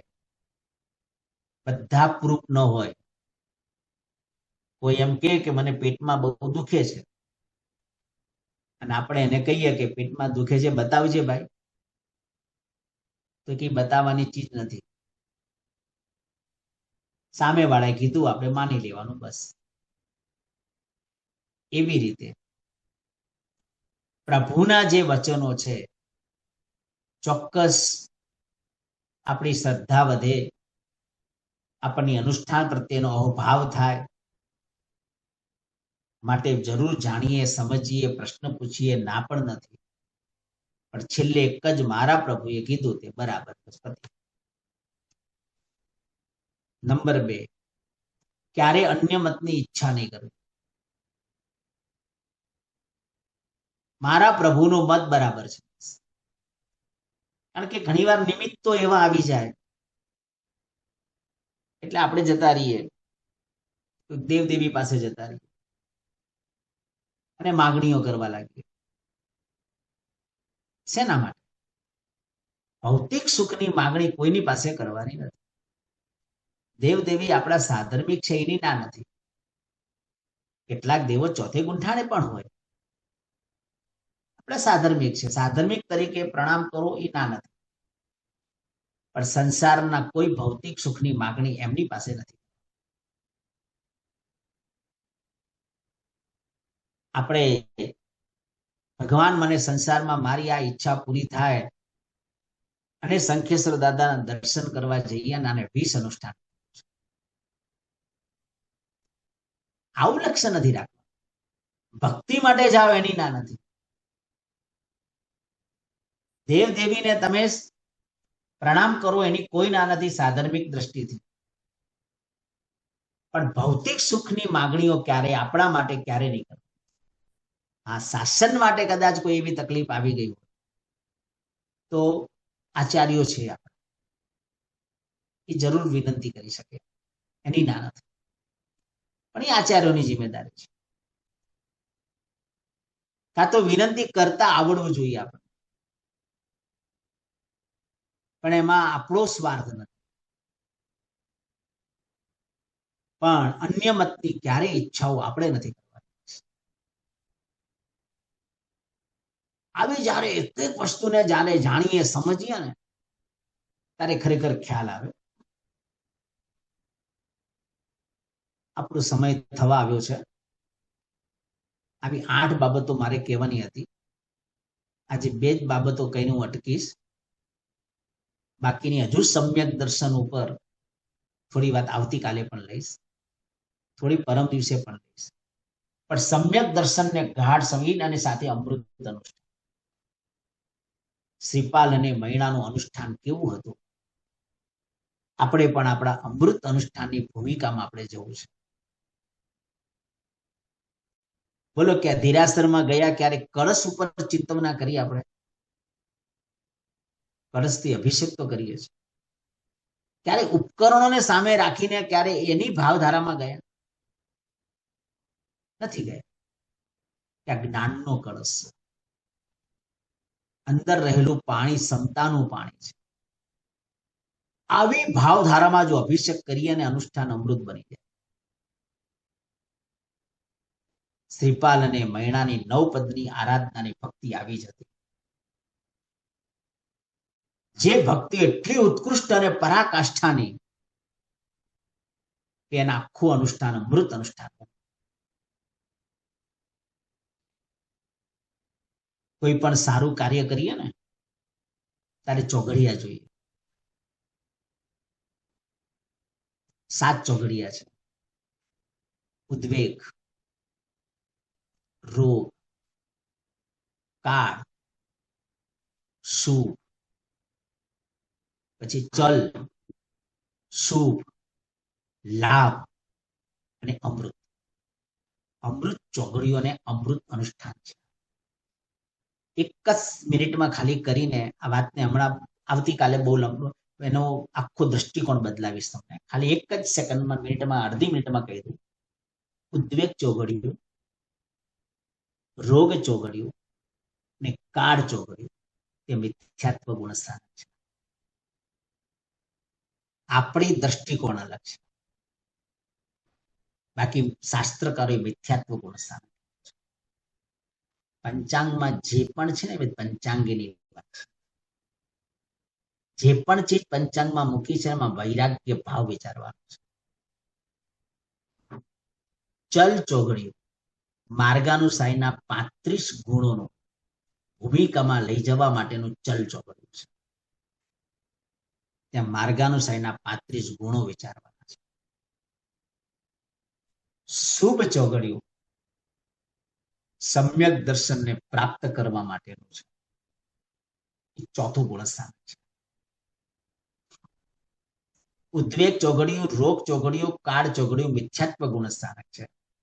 ચલ ચોઘડિયું મિત્રા દ્રષ્ટિ, તારા દ્રષ્ટિ, બલા દ્રષ્ટિ અને દ્રિપ્રા દ્રષ્ટિમાં પ્રવેશ કરવા માટે છે. યોગની 8 દ્રષ્ટિ છે. 4 દ્રષ્ટિમાં પ્રવેશ કરવા માટે ચલ ચોઘડિયું છે અને સ્થિરા દ્રષ્ટિમાં પ્રવેશ કરવા માટેનું શુભ ચોઘડિયું છે. સ્થિરા દ્રષ્ટિમાં પ્રવેશ થાય એટલે જીવને સમ્યક દર્શન. પછી નવકારસિંહનું પચખાણ, સામાયિકની આરાધના, પ્રતિક્રમણની આરાધના એ લાભ ચોઘડિયું છે. 5મું ગુણસ્થાન છે. અને એ પ્રતિક્રમણ, એ જ નવકારસિંહ, એ જ પ્રભુની ભક્તિ અમૃત અનુષ્ઠાન બને તે સપક્ષણીના પ્રવેશ કરવા માટેનો એક શ્રેષ્ઠ દરવાજો છે. અમૃત ચોઘડિયું 6, 7 અને સપક્ષણીની ભૂમિકામાં લઈ જવા માટે નિમિત્ત છે.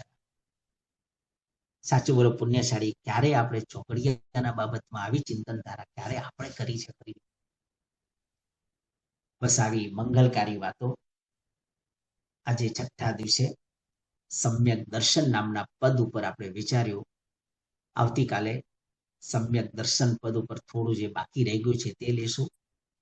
સાથે સમ્યક જ્ઞાન પદ ઉપર પણ આપણે થોડી ચિંતવના કરીને જીવનમાં આગળ વધવાના પ્રયત્ન કરશું.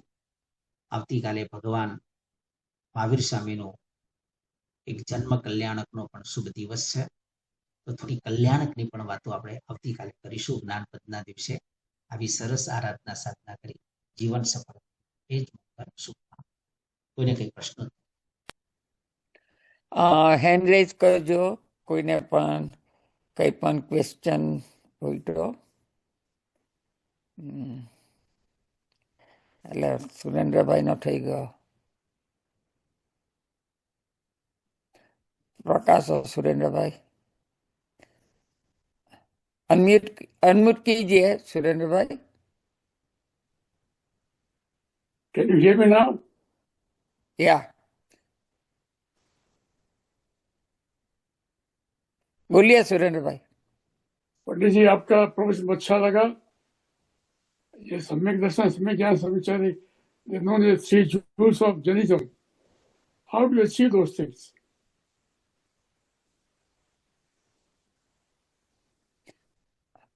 आपने क्या पूछा? सम्यक दर्शन, सम्यक ज्ञान, सविचारी से how can you achieve that? उसने बोला कि आपने जो सम्यक दर्शन કેવી રીતે આપણે અચીવ કરી શકીએ. કીધું ને, જેના જીવનમાં સંવેગ, નિર્વેદ, આસ્તિક અને અનુકંપા આ 5 લક્ષણો આવે ને પછી સમ્યક દર્શનની પ્રાપ્તિ થાય.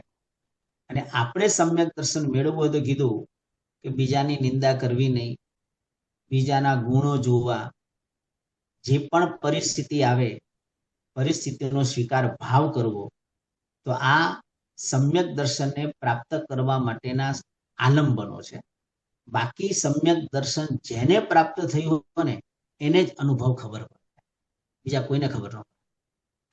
પણ આ બધી વસ્તુ પહેલા આપણે કેળવવાની છે. આપણને ખોટું લાગી જાય ને, કોઈ કે ને અને ખોટું લાગી જાય તો સમજવાનું હજુ આપણી પાસે સમ્યક દર્શન નથી. ક્યારે ખોટું નહીં લગાડવાનું, જે છે એ સ્વીકારી લેવાનું બસ.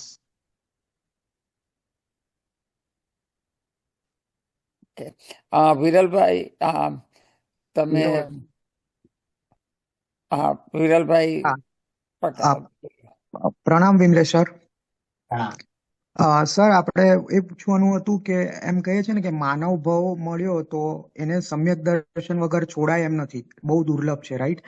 તો એને એના આગળ એક ડગ વધારવા માટે આપણે ડે ટુ ડે લાઈફમાં શું એવું કરી શકીએ? આનો બધાની ભૂમિકા અલગ અલગ હશે, એ બરોબર છે, પણ આપણે ડે ટુ ડે લાઈફમાં પ્રેક્ટિકલ એક્ઝામ્પલ્સ તમે આપી શકો કે આખા દિવસમાં દિવસચર્યા હું એવું શું કરી શકું કે આગળ હું સમ્યકતા તરફ વધુ ને વધુ એમ? કારણ કે આપણા આલંબો એવા આવે છે ને આજુબાજુ કે એ પાછવા ખેંચી લે છે આપણને, એટલે એ કેવી રીતે આપણે પકડી રાખવાનું? નંબર 1, ગુરુ પાસે સતત સ્વાધ્યાયમાં રહેવું. જેટલો તમારી પાસે સ્વાધ્યાય હશે ને એટલો તમે નિમિત્તો ખૂબ આવવાના. તમારી વાત એકદમ કરેક્ટ છે. અત્યારે અમે પણ હલી જઈએ છીએ એટલે નિમિત્તો ખૂબ આવવાના, પણ એ નિમિત્તોમાં ટકવું બહુ અઘરું છે. તો એના માટે ગુરુ જ આપણને છે ને એમાં ટકાવી દેશે. એટલે શક્ય હોય તો આપણી પાસે અઠવાડિયામાં 1 દિવસ, 15 દિવસે એકવાર, મહિને એકવાર, રોજ બને તો રોજ ન બને તો 2-3 દિવસે, આવી રીતે ગુરુ પાસેનો જેટલો તમે સ્વાધ્યાયમાં તમે રહેશો ને, કલ્યાણ મિત્રોનો સંપર્કમાં તમે રહેશો અને ગુરુના સંપર્કમાં તમે રહેશો ને, તો ચોક્કસ સંકેતની ભૂમિકામાં ખૂબ જ આગળ વધી શકશું. કારણ કે ક્યારેક આપણા ડિસિઝનો રોંગ થતા હોય છે કે આપણી પાસે કોઈ સાચો માર્ગ બતાવનાર કોઈ નથી હોતો ને, એટલા માટે. એટલે ગુરુનું શરણું અને કલ્યાણ મિત્ર, આ બે જ તમને સમ્યક દર્શનની નજીક લઈ જશે. ઓકે, આ પ્રેક્ટિકલી એવું કઈ કરી શકીએ ડે ટુ ડે લાઈફમાં કે સર્વ સ્વીકાર ભાવ? ઓકે, જીવનમાં જે ઘટના બને એનો સ્વીકાર કરી લો બસ. આ ડે ટુ ડે લાઈફ જે આવે, ગરમ રસોઈ આવે સ્વીકારો, તીખું આવે તો સ્વીકારો. આપણે કદાચ નથી અનુકૂળતા શરીરને તો આપણે નહીં વાપરો, ચાલશે, પણ સર્વ સ્વીકાર. ઓકે, ધન્યવાદ. ઘણું સરસ. ગુરુજી, આપણે બોલો. સમ્યક જ્ઞાન ને સમ્યક દર્શન અથવા બરાબર. જ્ઞાન ને દર્શન, સમ્યક તો પછી આવે, પહેલા જ્ઞાન ને દર્શનમાં પહેલા કયું આવે મનુષ્યમાં, પહેલું જ્ઞાન કે દર્શન પછી દર્શન? જ્ઞાન. પહેલું દર્શન એટલે પહેલું જોવા જઈએ ને દર્શન આવે તો જ જ્ઞાન સમ્યક બને, અને બરાબર. જ્ઞાન હોય તો દર્શનને પ્રાપ્ત કરવા માટે આપણે થોડું વધારે નજીક છે, પણ જ્ઞાન સમ્યક ક્યારે બને? સમ્યક દર્શન આવે તો. એટલે બરાબર. ઉમા સ્વામી મહારાજ સાહેબે સમ્યક દર્શન જ્ઞાન ચારિ ત્રાણી મોક્ષ માર્ગ બતાવ્યો. પણ જ્ઞાન વગર પણ દર્શન જ્ઞાન નહીં પણ આવે એવું ખરું? એટલે જ્ઞાન પણ એટલું જ જરૂર છે, અવિનાભાવી સંબંધ છે બે એકબીજાનો. સમ્યક દર્શન આવે એટલે સમ્યક જ્ઞાન આવી જ જાય, સમ્યક જ્ઞાન આવે એટલે સમ્યક દર્શન આવી જાય. બરાબર. બંને અવિનાભાવી સંબંધ છે. બરાબર. ખૂબ ખૂબ આભાર. ઘણું સરસ. સુનિલભાઈ, શૈલેષભાઈ, તમારે કઈ પૂછવું છે, કઈ કેવું છે? તો નથી, પણ એમને જે બસ. સમ્યક દર્શન વિશે જે ઊંડાણમાં સમજાવ્યું અને જે અનુષ્ઠાન વિશે સમજાવ્યું, ખરેખર આ ઘડી ઘડી સાંભળીને જીવનમાં પ્રેક્ટિસ કરવાની જરૂર છે ત્યારથી. ને આટલું બહુ સરસ એમનું ઊંડાણમાં બહુ સરસ સમજાવ્યું છે. થોડું કર્મ વિશે બી લીધું અને બધું સમજાવ્યું એમને, પણ ખરેખર બહુ ઊંડાણમાં એમને સારું સમજાવ્યું કે લોકોને સમજાવ્યું, સાદી ભાષામાં પણ સમજાવ્યું છે. પણ ખરેખર આટલું બધું સુંદર સમજાવ્યું છે, પણ હવે અમારે આપણે પોતાને ઘડીએ ઘડી સાંભળી ને જીવનમાં ઉતારવાની જરૂર છે. ખરેખર એટલું સુંદર આપે સમજાવ્યું છે ઉમેશભાઈ, ખૂબ ખૂબ આપનો આભાર. આટલું સરસ છે, બસ અમે જીવનમાં પ્રેક્ટિસ કરીને ઉતારીએ એ જ અમે ભાવના રાખીએ છીએ, ઉતારીએ તમારા જીવનમાં.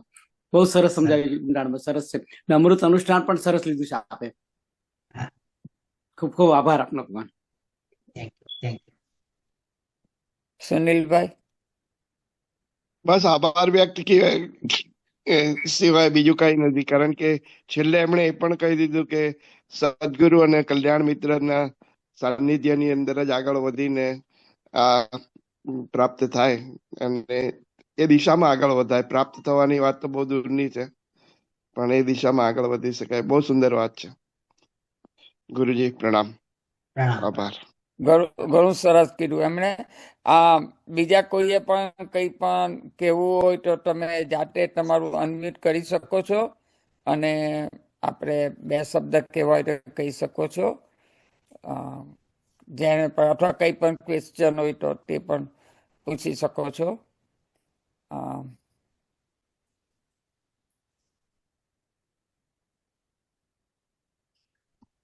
પ્રણામ. ફરીથી હા, બોલો. કોણ બોલે છે? શૈલેષ બોલું છું. બરાબર. આપણે આ પચખાણ લઈએ છીએ તો પચખાણ એ પ્રાર્થના છે કે કમિટમેન્ટ છે, અને પચખાણ શબ્દનો અર્થ શું છે? પ્રતિ વત્તા વ્યાખ્યાન બરાબર પ્રત્યાખ્યાન કહેવાય. આપણા સંકલ્પને ગુરુ આગળ કહેવું આને પચખાણ કહેવાય, પ્રત્યાખ્યાન કહેવાય. તો ગુરુ પાસે આપણે આપણો સંકલ્પ વ્યક્ત કરીએ છીએ કે મારે નવકારસીની ભૂમિકામાં આજે જવું છે, એકાસનાની ભૂમિકામાં જવું છે અને બેસનાની ભૂમિકામાં જવું છે. અને આવું જ્યારે ગુરુને આપણે જ્યારે કહીએ છીએ સંકલ્પ આપણો, અને ગુરુ પછી આપણને દ્રવ્ય ક્ષેત્ર કાળ અત્યારના ભાવ પ્રમાણે આગારો સાથેનું આપણને પચખાણના આલાવાઓ આપે. ક્યાંય આપણું મન, અત્યારે તો આપણે ગુરુને કીધું મારે એકાસનું કરવું છે કે ઉપવાસ કરવો છે, પણ ગુરુની આપણી એટલી બધી કૃપા, પ્રભુની એટલી બધી કૃપા, અરે તારા ભાવ છે, અત્યારે ભાવ છે, અત્યારનો સમય, કલાક પછી કદાચ તારું મન ક્યાંક અસ્થિર થઈ જાય તો થઈ જાય, તો એના થોડા આગારો પણ આપણને મૂકી દીધા. અનથરા વગેણમ સસાગારેણમ પારેઠાવણી આગળ, એટલે ક્યાંક શરીરની એવી તકલીફ આવી, ક્યાંક જેને કહી શકાય કે અજાણતા અનાયાસે વાપરી પણ લીધું, ભૂલે ચૂકે, તેવા આગારો પણ મહાપુરુષોએ આપણને બતાવી દીધા. એટલે આપણું પચખાણ ક્યાંક ડિસ્ટર્બ વાળું ન બને, અને આપણી પચખાણની ધારા આપણને કર્મની નિજરાની ભૂમિકામાં લઈ જાય, એવા ગુરુ આપણને આગારો દ્વારા આપણને એવા પચખાણની અંદર દ્રઢતાપૂર્વક સંકલ્પ કરાવે જેમાં આપણી મનની પૂરેપૂરી સ્થિરતા ટકી રહે. એ ગુરુનો એક શક્તિપાત છે. એટલે કે ને ઘણી વાર અમુક વ્યક્તિ પાસે પચખાણ લઈએ ને તો આપણું પચખાણ એકદમ સહેલું થઈ જાય. માર્ક કરજો, આંબીલ નથી થતું. તમે ઘણી વાર અમુક ગુરુ ભગવાન પાસે આંબીલનું પચખાણ લો, તમને ખબર નહીં પડે, આંબીલ તમારું સહજતારી થઈ જશે. અને એનો આચાર થાય છે, એ તમને એવા શબ્દો દ્વારા શક્તિપાત કરે છે, અને શક્તિપાતના પ્રભાવે આપણું પચખાણ ભારે નથી પડતું. એટલે એક જાતની આ રીતે સાધનાના માર્ગે જવા માટેનું એક આ આલંબન છે પચખાણ. તો પચખાણ આપણે મહારાજ સાહેબ, સાધુ મહારાજ સાહેબ પાસે લેવું જોઈએ. પહેલું તો પંચમાવ્રતધારી સાધુ છે, હા, એનો યોગ ન મળે તો આપણે કોઈ વિદ્યાગુરુ પાસે, એનો પણ યોગ ન મળે તો જેને પચખાણ આવડે છે એની પાસે લેવાનો પ્રયત્ન કરો, કાં તો આપણે પચખાણ શીખી લેવું. એ જોઈને વાંચીને લઈએ તે બરાબર યોગ્ય નહીં ને. યોગ્ય નથી. બરાબર, પણ હવે કોઈ રસ્તો જ નથી તો પછી બીજો કોઈ ઉપાય નથી તો લઈ લેવાનો. બરાબર. હા, તો પછી ઘરમાં બીજા કોઈ સંભળાવે તો બરાબર છે. હા, એટલે કહું છું ને કે આવડવું જોઈએ પચખાણ, તો બરાબર છે. પણ હવે કોઈ રસ્તો જ નથી તો પછી પચખાણ લેવાનું, પછી જાતે લઈ લેવાનું જોઈને. ઉપાય નથી, આજ એ લાસ્ટ ઉપાય મેં બતાવ્યો. બરાબર છે. ગિરીશભાઈ, તમે. પ્રણામ સાહેબ. અત્યારે આ પંચમ કાળમાં સહાયક સમ્યક કોઈને હોય છે? કોઈને નહીં. તો અત્યારે સહાયક સમ્યક જ હોય છે. હા, ક્ષાયોપસ્મ્યક ને ઉપસમ સમ્યક, બે સમ્યક તો અત્યારે ખરું. તો સહાયક સમ્યક તો કેવી સાથે લઈને જવાય આ બધું સહાયક સમ્યક? હા, ક્ષાયોપસ્મ્યક લઈ જાય. 66 સાગરોપમ એનો કાળ છે. અચ્છા, અને પછી એમાંથી આગળ વધાય? 100% આગળ વધાય. ક્ષાયોપસ્મ્યક સહાયકમાં તમે જઈ શકો, પણ અત્યારે હાલ માનવ ભાવમાં આપણી પાસે અત્યારે એવી કેપેસિટી નથી. અચ્છા, દેવલોકમાં? દેવલોકમાં ક્ષાયોપસ્મિક સમ્યક્ત્વ લઈને જવાય, પણ ત્યાં નવ સહાયક સમ્યક્ત્વ પ્રાપ્ત કરવા માટે ત્યાં પણ કોઈ એવા નિમિત્તો નથી. માનવ ભાવમાં જ છે. બરાબર છે. પ્રણામ. ખૂબ ખૂબ ધન્યવાદ.